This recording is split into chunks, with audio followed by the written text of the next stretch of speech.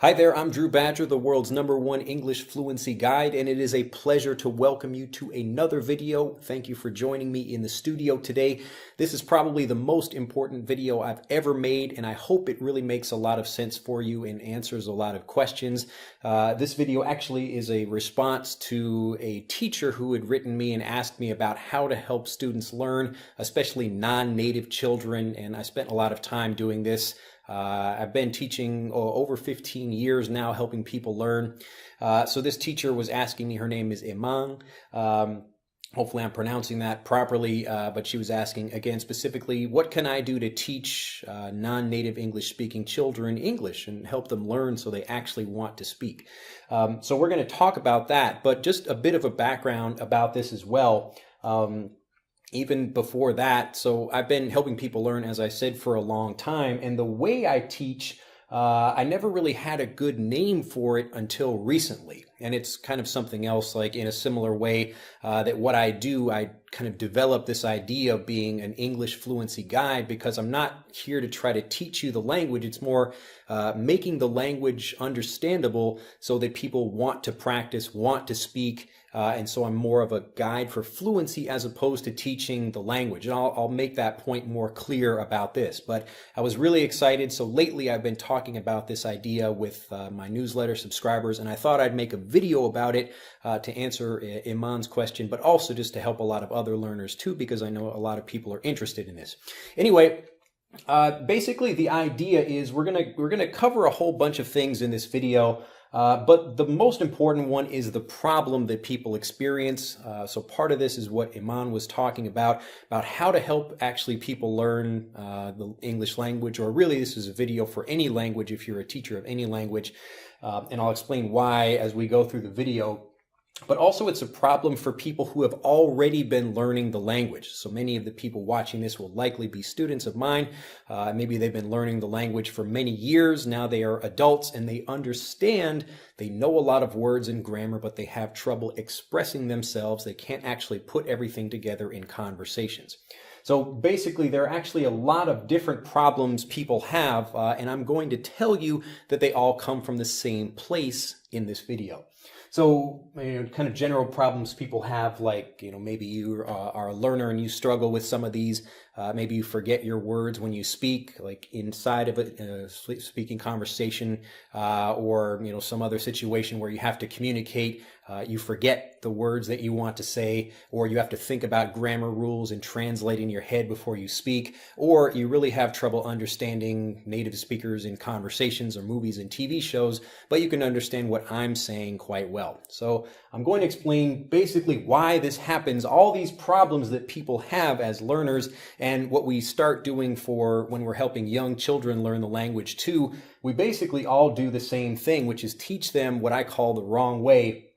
And this is because of something I call the great language learning lie. Now, if you've not heard about this, this is just an idea that I've been thinking about for a while. And again, it's taking me a long time, actually many years, to think about a great way to express this to make it really obvious for people and very clear what the problems are. The reason that so many people have trouble being able to understand people or have trouble expressing themselves in conversations. So what I call the great language learning lie is really the idea that there's such a thing as a second language. Now, I know this sounds kind of weird, and you might listen to that and, whoa, that sounds like a kind of controversial thing. Isn't it obvious that there are many different, languages, and so you would learn something like your native language. That's what you speak at home with your parents, and then when you go to school or if you go to a different country or something, you would speak what's called a second language. Now, as far as I'm concerned, when I'm thinking about learning a second language, or I'm trying to help other people learn a second language, I want them to understand that there really is no such thing as a second language. And I'll explain why in a little bit. But first, let's just talk about the problems of having this belief. So this belief that there is such a thing as a second language. And because there is such a thing as a second language, you need to teach the way that there is such a thing as a second language. So just to make sure this is not confusing, really the problem is that teachers in general, and this isn't like they consciously think about it, everyone just kind of assumes this is the correct way to teach, that there is such a thing as a second language, and this is really what we have for a typical second language learning system. So we'll begin over here with the actual original language. I just call it the lesson, but it could be vocabulary or phrase or some cultural thing, whatever that happens to be. And for younger students, maybe it's just a simple word like a color or a shape or an animal name or something like that. And then all the way over here, we have the student. Now, I call this second language learning again because people have an idea that there's such a thing as a second language. And if there's a second language, then you need to have a way of learning a second language. So you begin with the lesson. This is the original language over here, what's spoken on the streets or in movies and TV shows. And then as you move closer and closer to the student, you have all these different steps that get added into the process that really start to complicate things. And this is what creates all these problems up here. So the first thing, really the worst thing you can do if you're trying to help someone learn a language, and again, there are these two ideas about learning. One is actually just learning some words, which is maybe you're traveling to a different country and you learn something like please or thank you, just so you can communicate in very basic ways. But then there's actual acquisition, where you're trying for fluency and you want to be able to communicate what you're using and what you're learning without thinking about it.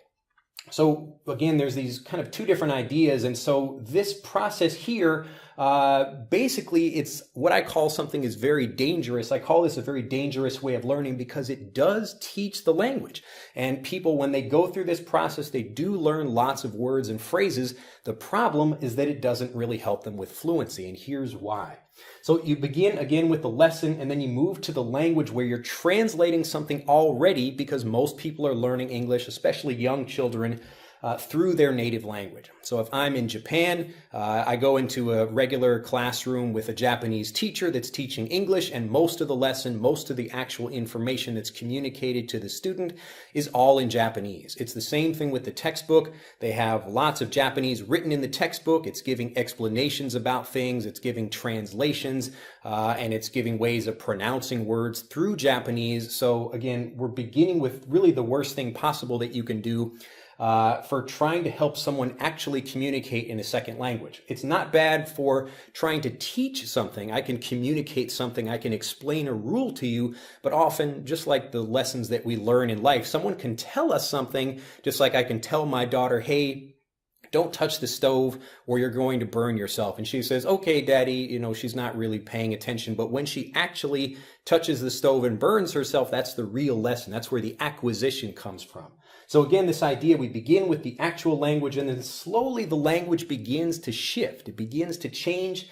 And so we have not really the actual English anymore. If we're talking about learning English, we begin to have like the Chinese version of that, or the Japanese version, or Portuguese, or whatever the language is you're learning it in. Next, we take that, what we're doing, we're translating something, and then we also look at the formal vocabulary of what people are learning in English for reading and writing. And this is mostly because people are taking tests, and for, whatever academic tests or things like that, that they need to go from one level of schooling to another, or to be able to get pass a particular exam to get a job or that kind of thing.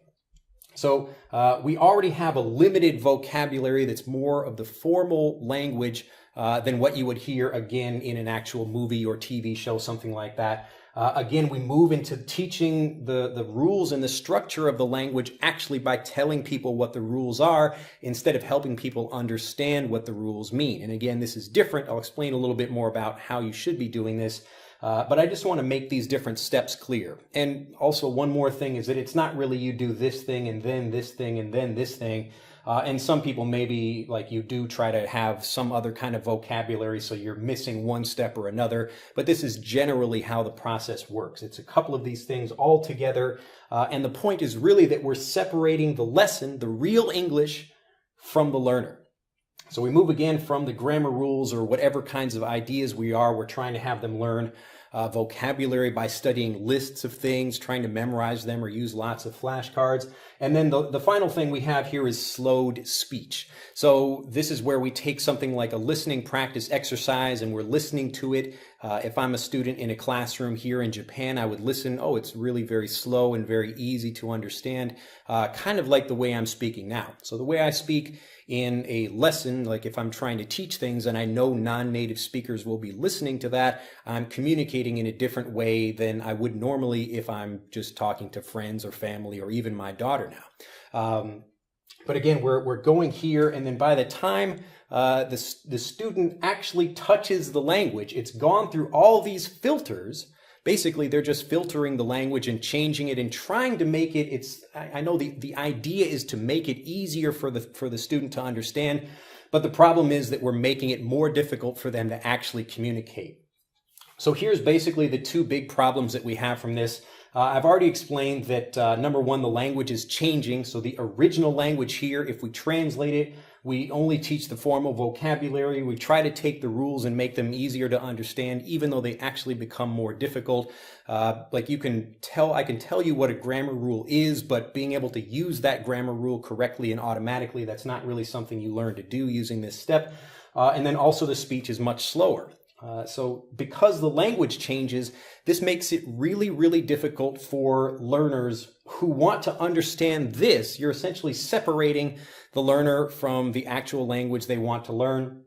And as the language changes, by the time it gets to them, when they have to go back into an actual speaking situation, so the person that's maybe learning like the Chinese learner that's learning English in a school, when they go out into the real world and try to communicate, they have to jump all the way back to this. This is the language that people are really speaking, but the language they learned is something that's basically completely different. And this is why so many people have a really hard time understanding native speakers, because the speech is faster. There are idioms and slang and other conversational vocabulary that you don't really learn, again, because you're getting the limited formal vocabulary for reading and writing.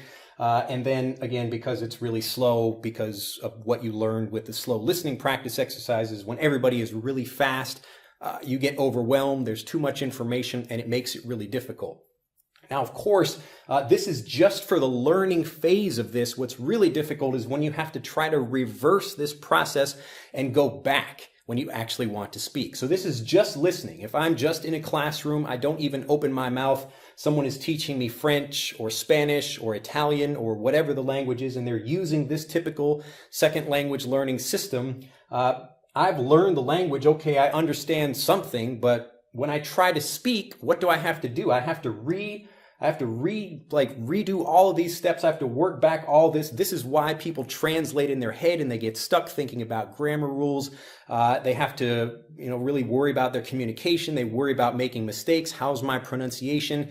All of these things come because now they're trying to reverse these steps as they go back to try to communicate in the actual language. So what they do is they communicate in the language they've been taught, which is this really slow, limited vocabulary, and they try to use grammar rules, but they aren't correct. And so that's why they end up sounding like robots when they speak. So if this is you, if you have this problem, again, it's really all these different things here that come from this one idea. So I hope you understand this. This is incredibly important, and it's really the great language learning lie, that there's such a thing as a second language. And I'll show you why that's not true in just a moment.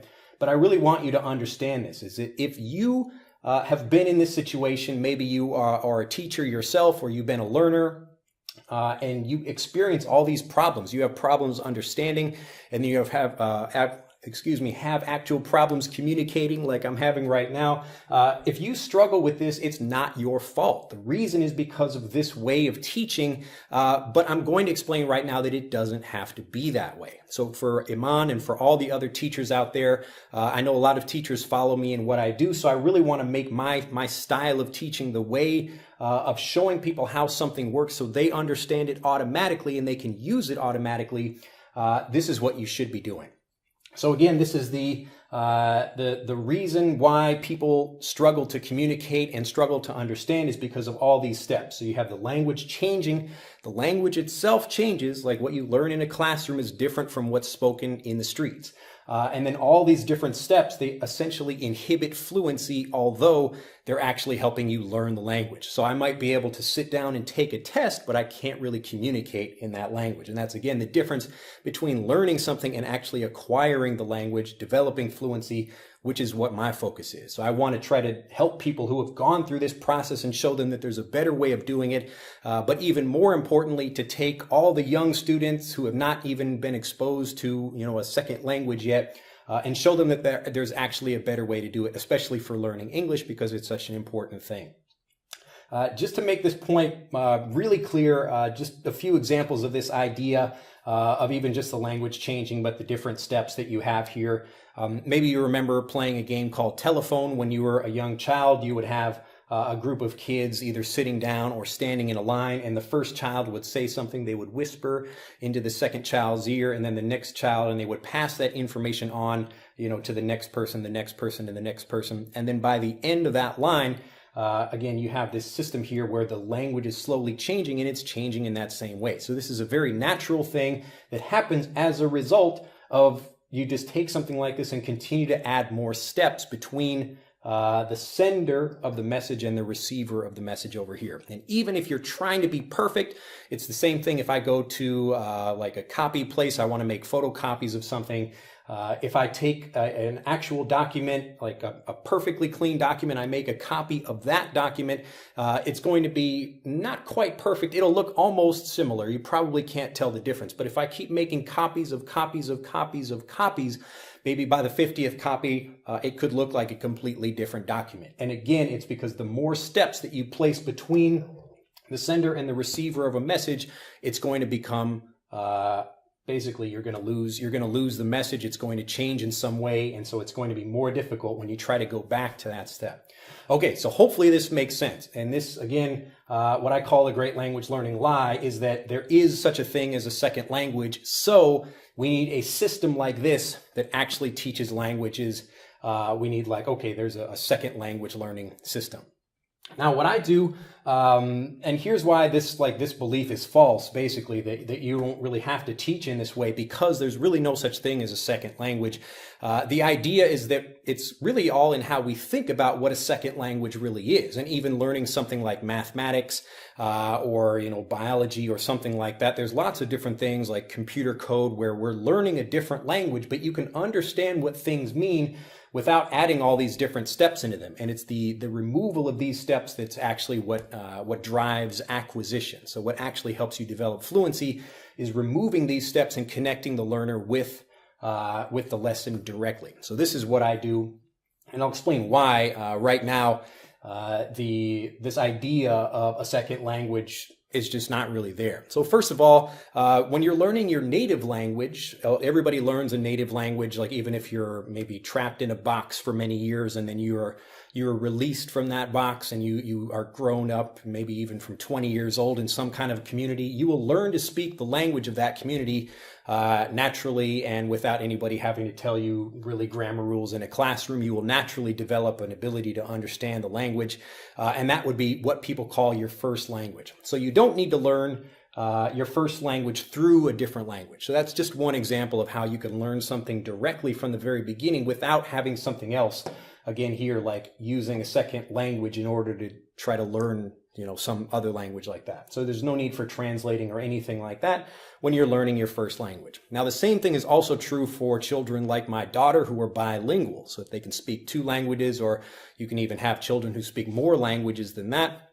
And all those children are essentially learning the different languages, but each one of them becomes a first language or a native language. Now, for most people, those 2 examples might seem like, okay, well, that's obvious, those are easy, but really the truth is that everyone uses multiple first languages without thinking about it. And just here are some very simple examples. So I could be speaking one way to my boss if I'm at some kind of work. I'm maybe speaking a bit more formally. Even right now, this is more of a work situation. I'm actually trying to make myself more clearly understood. So I'm communicating in a way that's easier for people to understand what I'm saying. But when I'm sitting with my friends, I communicate in a different way. Now, I actually have friends of mine, like maybe they're, like one of their parents is from a different country. So I might be standing and speaking with one of them, and then they get a phone call from one of their parents. And as soon as they start speaking, they develop an accent, and their words and their vocabulary, even the way that they're speaking, changes.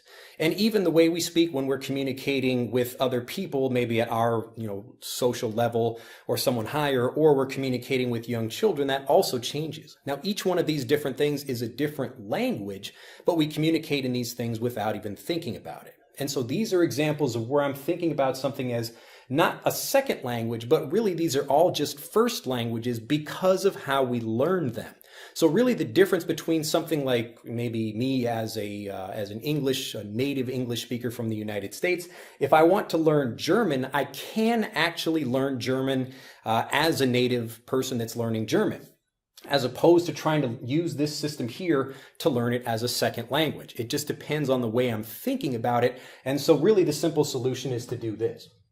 You erase all of these different steps. And it's not that you don't teach grammar or you don't help people learn pronunciation or other things like that. It's more that you're making it really obvious and clear and easy for people to understand all those things by helping them connect directly with the language. And this is why I call it instant language learning. So the instant language learner is someone who can understand this directly without a teacher having to explain all these different things, without having to slow everything down, without having to use translations or teach grammar rules specifically that will help them learn the language. Again, you'll learn vocabulary, you will remember things like that, but being able to connect everything and use it automatically, the only way you get that is through being able to understand things automatically, and that's why I call it instant language learning.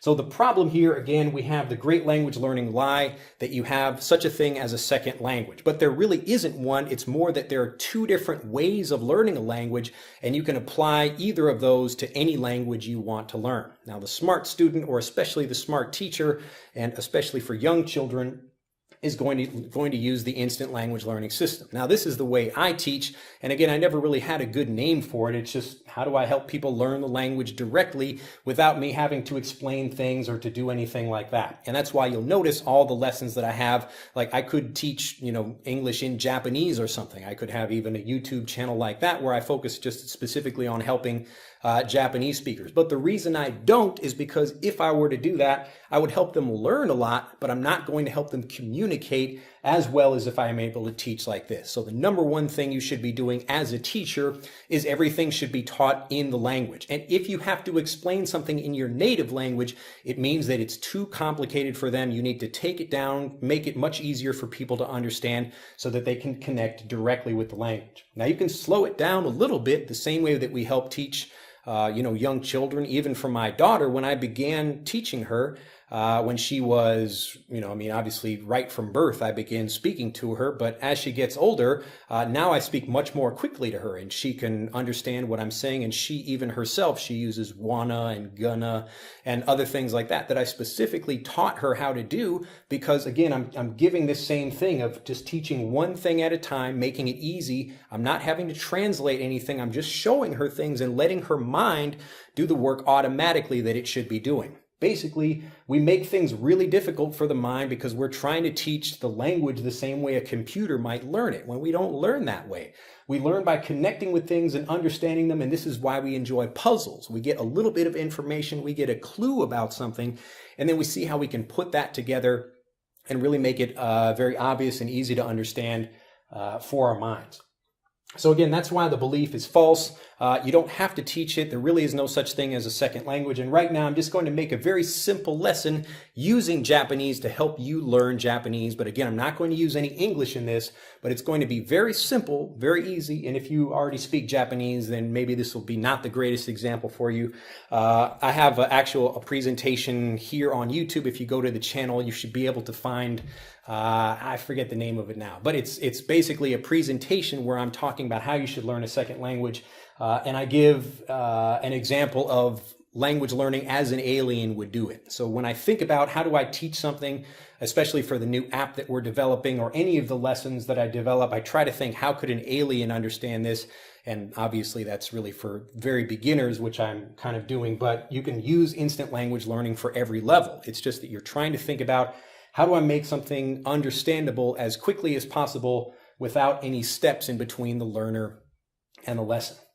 So very quickly, just like a quick Japanese lesson. So I'll teach you some Japanese, and I'm going to be very slow because maybe this is like a new thing, just like you're a young child learning it. But I'm not going to use any English, and I just want you to relax and just look at these pictures up here, and hopefully we come up with something fun to do while we're looking at this. And hopefully your mind should begin working, and we'll see if I've taught you correctly, you should kind of have the answer or be able to make, other interesting things with the language, but you should be able to understand it without me telling you what things are in your language. So let's just look at some things over here. Shikaku, shikaku, shikaku, maru, maru, sankaku, shikaku, sankaku, ichi, san, shi, shikaku, maru, sankaku, aoi, aoi shikaku, aoi shikaku, akai shikaku, akai shikaku, shikaku, shikaku, shikaku, shikaku, shiroi shikaku, shiroi maru, shiroi sankaku, aoi, aoi shikaku, akai shikaku, neko, shiroi neko, shiroi neko,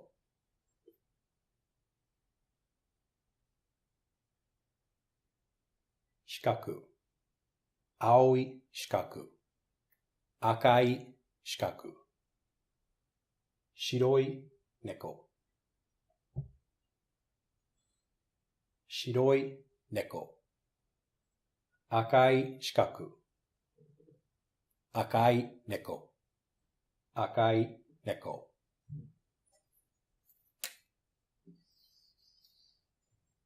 Hato, hato,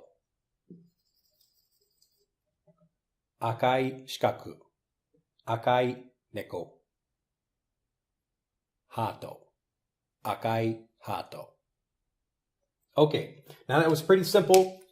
I'm basically just explaining some different things, and here's why I did it the way I did it. Now, first, if I just draw something, like just looking at one thing by itself, it's really difficult for the mind to understand what exactly the person is talking about. And this is why we always begin when we're teaching something by contrasting it with something else. So we want to have a contrast. I'm putting some other things with this here. Okay, so this group of things, you already understand that these are shapes. So I don't need to explain. I'm not trying to say like the word shape, but putting them all together and showing, okay, they look similar. They're in a group together, but I can talk about them and try to explain what these different things are. So shikaku is square, maru is circle, and sankaku is a triangle. And so if I went back and if you listen carefully, you heard like shikaku. So shi meaning four. So it's got four angles, shikaku, maru, and sankaku. So ichi, ni, san, sankaku. So there are three angles in a triangle. So just the same way it is in English, a triangle is a sankaku. So we have here the same thing. We have a blue square and we have a red square. So I'm taking the same thing where you've learned that the name of the shape is a square, and then you learned, okay, the color of it here, we have like a blue square and a red square. So you're learning again, like the color of something, what's different between these examples, blue square and red square. So aoi, so ao is blue and aka is red, but the adjective there, we're putting that on something else. So aka becomes akai, like akai shikaku, or we have like a blue, like aoi shikaku here. So a blue square or a red square. And then the same thing over here, I can begin by just going back with the color, or I can talk about the animal. You already know what the animal is, but I can teach you the name of it in Japanese and make it more of a puzzle for your brain to understand automatically. And it's that idea. This is why we like doing puzzles, because our brain wants to understand that. And so if you allow your brain to understand these things, you automatically develop that fluency, and you want to understand something. You feel excited about that. And if you understood this, like shiro meaning white. Now this is a little bit tricky because like this has a black outline, but white on the inside. But so white. Like an even better lesson would have been to make these green or something like that, just to make it even more obvious that that's what I'm talking about. But the general idea is the same, where we're trying to communicate something in the language of origin and in the way that you should be learning it, the same way a child would be learning it. So there's no such thing as a second language. It's just more that people are using a system called second language learning because they think there's such a thing as a second language. Now, technically or realistically, you could learn any language you want using this same system. It's just that basically 99% of people don't offer any system like this because they believe this idea that there's such a thing as a second language, and so we need to have second language learning in order to understand something like that. So this is the tricky thing about learning, and the reason that people have so much trouble. All of these different things up here is, again, because they believe there's such an idea as a second language. So this is learners and teachers, and people assume really there's no way to understand the language without having to do something like teach it through your native language or go through rules and steps. But you see here just a very easy example of me doing something in Japanese where I don't need to explain something, but I can just by teaching you what the things are and making sure I don't give you more information that you can understand. Your brain wants to understand that, it's eager, and then because you understand things, you get more excited about speaking. So you see how that works?